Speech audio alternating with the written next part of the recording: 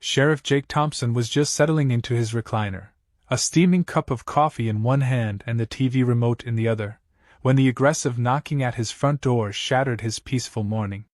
He wasn't expecting visitors, especially not the kind who pounded like they were trying to break in. With a sigh, he set his coffee down and walked to the door. The sight that greeted him nearly made him laugh out loud. 3 men in ill-fitting uniforms stood on his porch, chests puffed out like they were about to raid a criminal hideout. The tallest one, a middle-aged guy with a thick mustache and mirrored sunglasses, took a step forward, flashing a shiny badge that looked more like it came from a toy store than an official department. "Sir," the mustached man said in a deep, authoritative voice, "we need you to step outside immediately." Jake raised an eyebrow, crossing his arms over his chest. "And who might you be?" "We're with the HOA enforcement unit," the man announced, his 2 lackeys nodding seriously behind him. "You've violated multiple neighborhood ordinances, and we're here to bring you in." Jake stared at them for a long moment, trying to decide if they were joking or just incredibly stupid. "The HOA has an enforcement unit now?" he asked, playing along. "We do," the mustached man said, lifting his chin. "And we don't tolerate non-compliance." The absurdity of the situation was almost too much.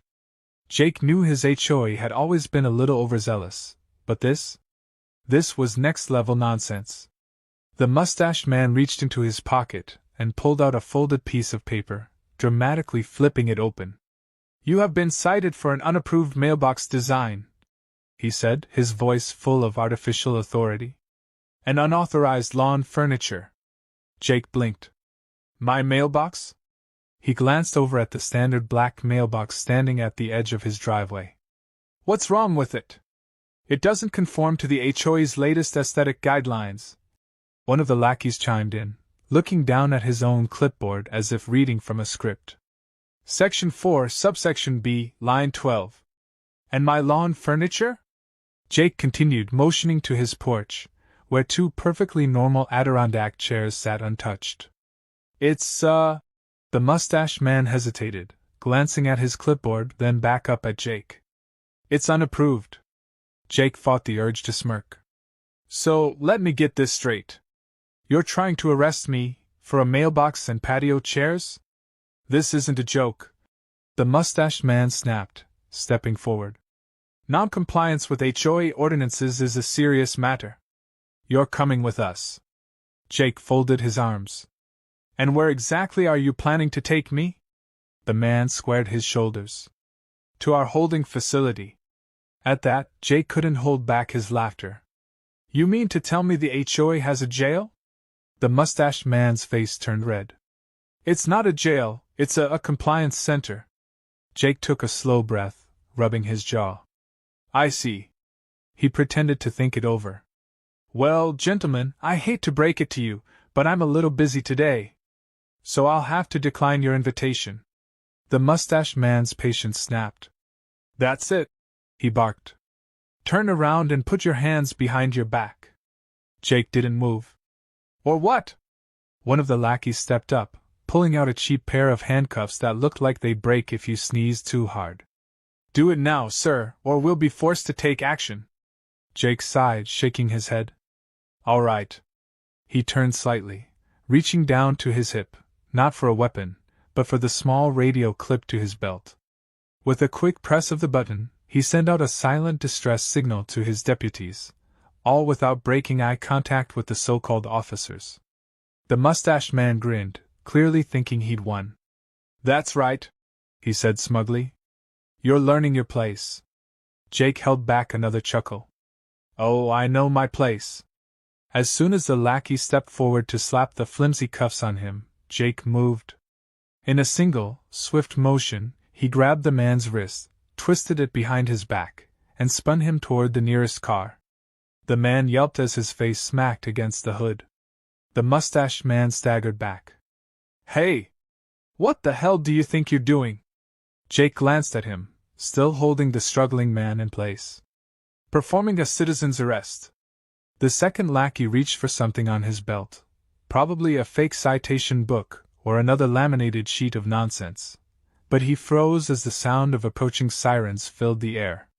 Within seconds, real police vehicles skidded to a stop, lights flashing. The HOA officers looked like deer caught in headlights. Jake leaned in close to the man he had pinned.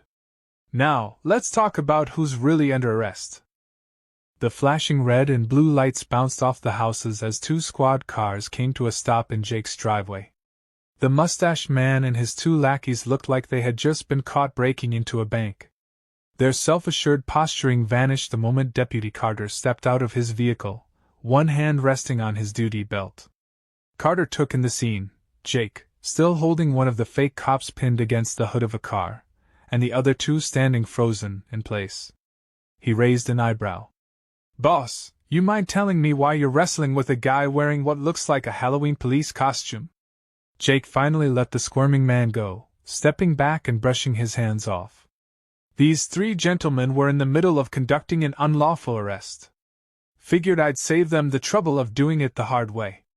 Carter let out a low whistle, turning to the trio. "All right, let's see some IDs." The mustached man tried to regain his composure, straightening his cheap polyester uniform. "There's been a misunderstanding. We are authorized HOA enforcement officers, and we were carrying out our duties." Carter stared at him for a moment, then slowly reached out and plucked the man's shiny badge from his chest. He turned it over in his hands, examining the poorly engraved letters that read, "HOA Compliance Officer." He looked back up at Jake. "This is a joke, right?" Jake smirked. "I wish." The mustached man puffed up his chest again. "We have full legal authority to issue citations and enforce community standards." Carter remained unimpressed. "Yeah? And which department issued these fancy badges?" The man faltered. "The Homeowners Association Security Division." Carter snorted. "That's not a thing." The second lackey, still rubbing his wrist from Jake's takedown, jumped in. "It is. We were given jurisdiction over all properties in this neighborhood." Carter tilted his head. "Jurisdiction. Is that right?" He turned to Jake. "Boss, did you sign off on that?" Jake smiled. "Nope." Carter gave the mustached man a long look. "Well, then I guess you're just some guys running around playing dress-up." The mustached man's face darkened. "You don't understand. We were only enforcing compliance. We have every right to detain rule breakers." Jake stepped closer. "Detain? You were trying to arrest me over a mailbox." The mustached man hesitated, clearly realizing how ridiculous it sounded. "Well, technically." Jake's voice turned steel cold. "There's no technically about it. You tried to put cuffs on me. That's impersonating law enforcement. And depending on how you plan to detain me, we could be talking about unlawful restraint. Or worse." Carter folded his arms. "So let's start with some real names and real IDs." The three men hesitated before reluctantly handing over their wallets. Carter flipped through them, then gave Jake a look. "You're gonna love this. Not a single one of them is a registered security guard. They don't even have basic certifications." Jake sighed. "You telling me they're not even rent-a-cops?" Carter shook his head. "Nope. Just some guys in cheap uniforms playing sheriff." The mustached man shifted uncomfortably. "Look, we were just following orders." Jake narrowed his eyes. "Whose orders?" The man hesitated. "The HOA board." Jake crossed his arms. "Got any paperwork to prove that?" The second lackey quickly reached into his pocket and pulled out a crumpled document, handing it over. Carter took one look and scoffed. "This isn't a contract. It's a volunteer neighborhood watch form." Jake glanced over it, shaking his head. "So, let me get this straight. You three decided that meant you could run around pretending to be cops and extorting homeowners?" The mustached man's lips pressed into a thin line. "It wasn't extortion. It was community enforcement." Jake gave him a hard stare. "How much were you charging people for these violations?" The lackeys exchanged nervous glances, but no one spoke. Jake exhaled through his nose. "Deputy, let's check their vehicle." Carter nodded and walked over to the HOA-branded SUV parked by the curb. He pulled open the door, rifling through the contents. A moment later, he let out a low whistle. Well, well, well. We've got ticket books, fine notices, and would you look at that? A cash box. Jake turned to the mustached man. You running an HOA or a roadside scam? The man swallowed hard. We were just collecting fees. Jake shook his head. No, what you were doing was fraud. The second lackey blurted out. We were told to do it. The board promised us a cut. Jake exchanged a glance with Carter. Now we're getting somewhere. Carter flipped through a ledger he had pulled from the SUV. They'd been hitting the whole neighborhood. Fake fines, intimidation tactics, even threats of foreclosure.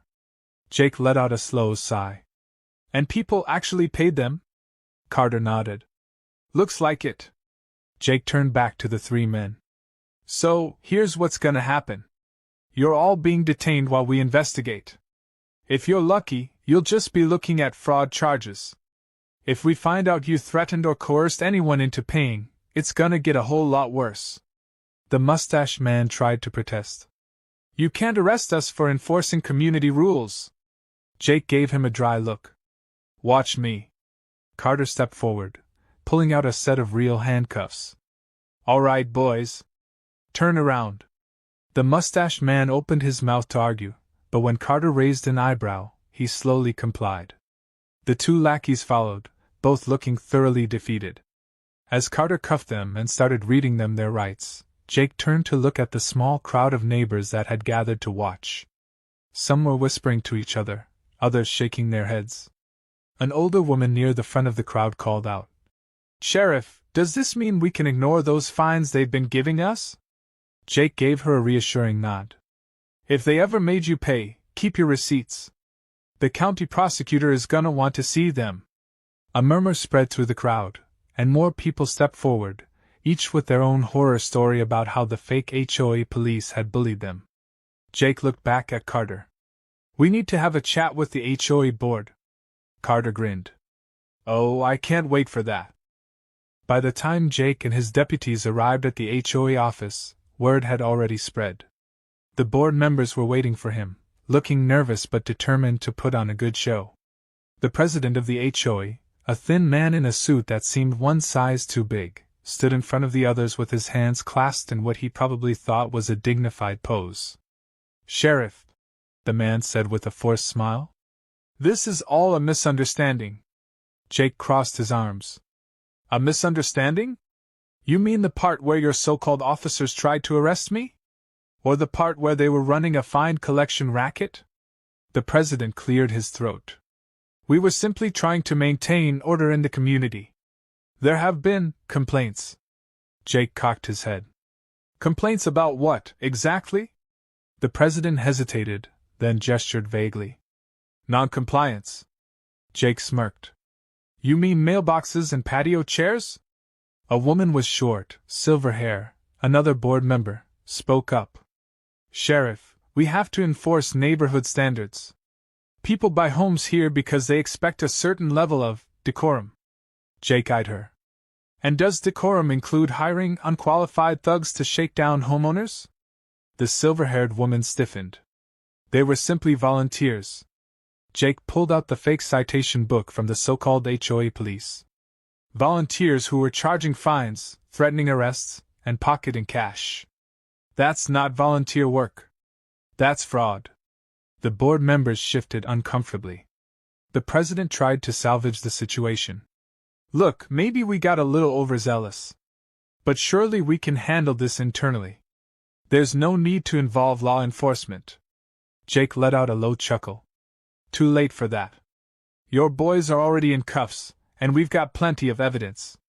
If I were you, I'd start thinking about a lawyer. The president's smile faltered. Surely, there's a way to resolve this amicably. Jake took a step closer. You want amicable? Start by refunding every single dollar these guys took from homeowners. Then we'll talk about what happens next. The silver-haired woman sniffed. This is outrageous. The HOA has operated this way for years. Jake gave her a hard look. Yeah? Well, that ends today. By the time Jake walked out of the HOA office, the board members looked like they had just been handed a death sentence. He knew they weren't going to get away with this, not if he had anything to say about it. Back in the neighborhood, the scene had turned into something of a block party. People were out on their lawns, chatting animatedly, swapping stories about their own encounters with the fake cops. Some were laughing, others were fuming. An older man in a golf cap approached Jake. "Sheriff, I got fined $200 last month for excessive yard decorations." He gestured to his modestly decorated lawn, which had nothing more than a bird feeder and a small garden gnome. A younger woman stepped up next. "They charged me $300 for parking my car in my own driveway overnight." Another neighbor groaned. "I had to pay $500 because my grass was 1 inch too high. And they threatened to double it if I didn't cut it within 24 hours. Jake shook his head. "Y'all are getting your money back, one way or another." The crowd erupted in cheers. Someone even popped open a beer and handed it to Jake, who accepted it with a grin. Deputy Carter wandered over, looking amused.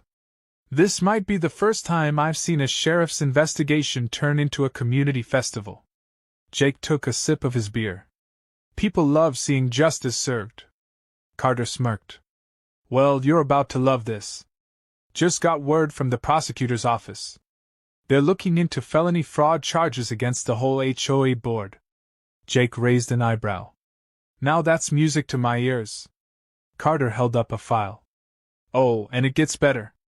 We checked the HOA's financial records. Guess who's been skimming money off the top?" Jake leaned in. "Don't tell me." Carter grinned. "Your buddy in the cheap suit. The HOA president's been pocketing thousands. And guess where a chunk of that money was going? Right into those fake cops' pockets." Jake let out a low whistle.